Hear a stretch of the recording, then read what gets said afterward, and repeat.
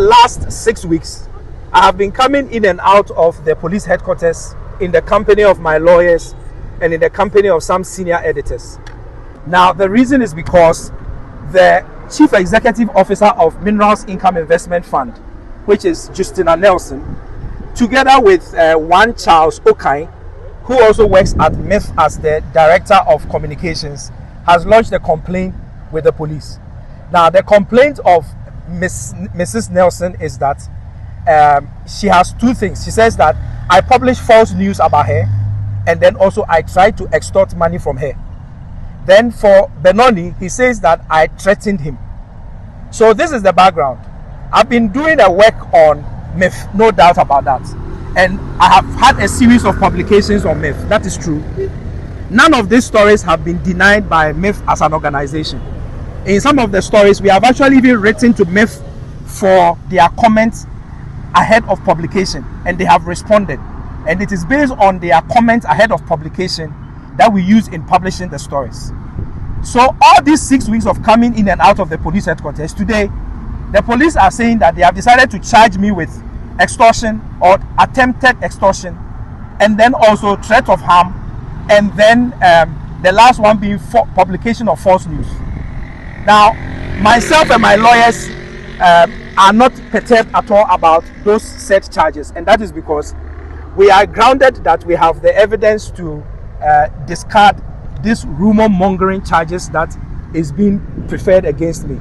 But what is also important is the fact that there were two journalists who called me on behalf of Madam Nelson when I was doing my publications. Those two journalists who called me told me that they were calling me on behalf of Madam Justina Nelson, and that they had an offer for me. And then I rejected the offers that they made outright. I rejected every one of their offers. And so there is no record of anybody giving me any money as far as my MllF work is concerned. There is also no record of me engaging with Madam Nelson directly or indirectly. I don't know her. I've never met her before. I don't know her number. I've never spoken to her before. It is the two people that she asked them to call me. They are the only people who called me. They made offers to me, and I rejected the offers. And so if she claims that there's attempted extortion, she must as well have to come to court to come and prove that. And those two journalists, I'm serving them notice that going forward, I'll be forced to mention their names, because they are the ones who called me on behalf of Madam Nelson.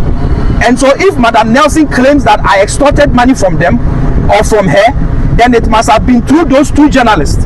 And so I'll be forced to put out their names, and I'll be forced to mention them and where they work and all the things that they said to me when they called me, and to show proof that I rejected their offer to bribe me on behalf of Madam Nelson. In the case of Charles Benoni Okai, he brokered a deal to speak with me after he noticed that I was doing my work as a journalist on Minerals Income Investment Fund. Muntina nabi Okai kwino ewo MB multimedia ye pegana nkoso